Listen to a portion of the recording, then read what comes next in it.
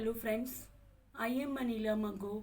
आज मैं आपके साथ अपने कुछ दुख के पलों को शेयर कर रही हूँ। ज़िंदगी थम गई है, ज़िंदगी थम गई है। वो जानलेवा रात थी, मेरे जन्म जन्म के साथी, मेरी जान मेरे प्राण का यूं मुझसे पल में बिछुड़ना। पता नहीं कई जन्मों का कहर ढा गया मुझ पर। पल भर में दुनिया बिखर गई, समझ ही ना आया कि क्या तूफान था। आंधी का झोंका था जो अपने साथ मेरी सारी खुशियों को उड़ाकर ले गया। लाख बार आपको पुकारा लेकिन कोई जवाब ना आया। आपकी पथराई आंखों में अपनी छवि देखकर दिल दिमाग पर अनजाना डर बैठ गया कि क्या ये सच है। परमात्मा को भी लाख बार पुकारा लेकिन परमात्मा को रहम ना आया। इनके साथ मैं भी 100 मौतें मर गई। लोगों का तांता लग गया, अपनी अपनी तरह से सब लोग दिलासा दे रहे थे। सभी मेरे देवता की तारीफों के पुल बांध रहे थे, लेकिन मैं तो एकटक इन्हीं का चेहरा देख रही थी कि शायद ये किसी पल उठकर मेरा हाथ थाम लेंगे, लेकिन ऐसा ना हुआ। बच्चों के चेहरे भी सहमे व रक्त रहित दिखने लगे। खामोशी भरी आंखों से उन्हें समझाया, गले से लगाया। वे मेरे और मैं उनके गले लगकर एक दूसरे को आंसुओं से भिगो रहे थे। पल भर में ये क्या हो गया। अभी कुछ क्षण पहले हम सब बातें करते खिलखिलाते हुए टीवी देख रहे थे, लेकिन बातों का सिलसिला थम गया। बातें वही रह गई, लेकिन सुनने सुनाने वाले तो किसी और ही दुनिया में चले गए। मन में एक ही आस थी कि अभी उठ जाओगे और बच्चों को प्यार से गले लगा लोगे, लेकिन ऐसा ना हुआ। भगवान का ये ऐसा कर्म था जिसे स्वीकारने को मन ना था। घर के साथ साथ हम सबके मन के आंगन भी सूने हो गए। किससे कहूँ, क्या कहूँ। मेरा मन, मेरा दिल तो कहीं और ही था, मेरे देवता के पास। सभी अपनी अपनी तरह से दुख व्यक्त कर रहे थे, लेकिन कानों को कुछ सुनाई नहीं दे रहा था। तब से लेकर आज तक जिंदगी वहीं ठहरी है जहां यह मेरा हाथ छोड़कर गए थे। बीतता है वो समय है, जो कम नहीं होता है वह है मन का गम। अब सामने पहाड़ की सी जिंदगी दिख रही है, कैसे कटेगी आपके बिना। बच्चे रोज प्यार से आंसू पहुँचते हैं, लेकिन आंसू हैं कि सावन की बरसात की तरह थमते ही नहीं। घर के अंदर हर कोने में और घर के बाहर भी हर जगह आपकी छवि दिखाई देती है।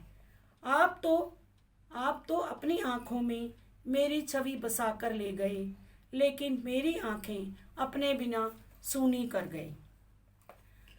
आंखों की नींद भी आपके साथ ही चली गई। अब तो परमात्मा के द्वार, इनसे मिलन के बाद ही चैन की नींद आएगी। सफ़र कितना है, कितना समय लगेगा, कब पूरा होगा पता नहीं। कैलेंडर की तरीकें तो आगे बढ़ रही हैं, लेकिन मन का दुख मन में एक ही जगह ठहरा है। मेरे बच्चे मेरी दो सशक्त बाजुएं हैं। एक कंधे पर बेटे का मजबूत हाथ और दूसरे कंधे पर बेटी का प्यार भरा साथ होता है। इनको समझाने की कोशिश करती हूँ, लेकिन अपने को कैसे समझाऊं। पता नहीं परमात्मा भी उन्हीं लोगों को असमय अपने पास बुला लेते हैं जिन्हें परमात्मा बहुत प्यार करते हैं, लेकिन परमात्मा एक पल भी यह नहीं सोचते कि जिन्हें आप अपने साथ ले जाते हो, अपने पास ले जाते हो, वे भी तो किसी के प्यारे होते हैं, किसी की जान प्राण होते हैं। इसे परमात्मा का न्याय समझकर स्वीकारने को मन नहीं करता है। कुछ ऐसे रिस्पॉन्सिबिलिटीज थी और हैं जो हम दोनों ने मिलकर पूरी करनी थी। बच्चों के भविष्य के लिए भी कुछ सपने बुने थे जिन्हें साकार करना था। पर अब परमात्मा उन्हें जिम्मेदारियों को बोल्डली फेस करने की हिम्मत मुझे देते हैं। पता नहीं, शायद परमात्मा इस रूप में अपनी भूल सुधार रहे हैं, लेकिन हम सफ़र की जगह कोई नहीं ले सकता।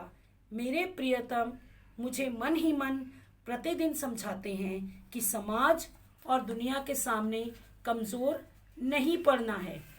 कभी तुम्हारे मन की होगी, कभी नहीं।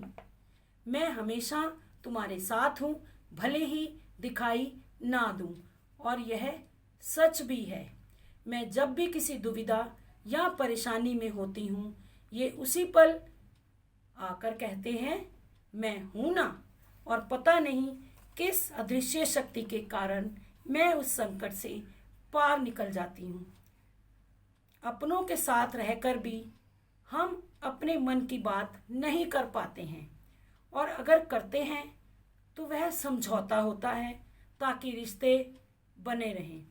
मुझे अपने आसपास ऐसे लोगों का साथ नहीं चाहिए जिनके दिलों में जहर और जुबां पर मिठास हो। ये दुख मेरा है, मेरे अलावा कोई नहीं समझ सकता। जो समझते थे, यानी मेरे जीवन साथी, वे आज भी मेरे कंधे पर अपने हाथ के स्पर्श से हर समस्या को अपने साथ ले जाते हैं, लेकिन दिखाई नहीं देते। नींद न आने पर घंटों इनसे मन की बातें कर लेती हूँ, लेकिन समझ नहीं आता कि मन हल्का हुआ है या भारी। इनके याद में, इनके ध्यान में कब सुबह हो जाती है पता ही नहीं चलता। अब तो इंतज़ार है उस पल का जब आप आओगे और मेरा हाथ थामकर मुझे अपनी दुनिया में ले जाओगे, क्योंकि मैं सदा आपकी थी, आपकी हूँ और आपकी ही रहूँगी, आपके इंतज़ार में।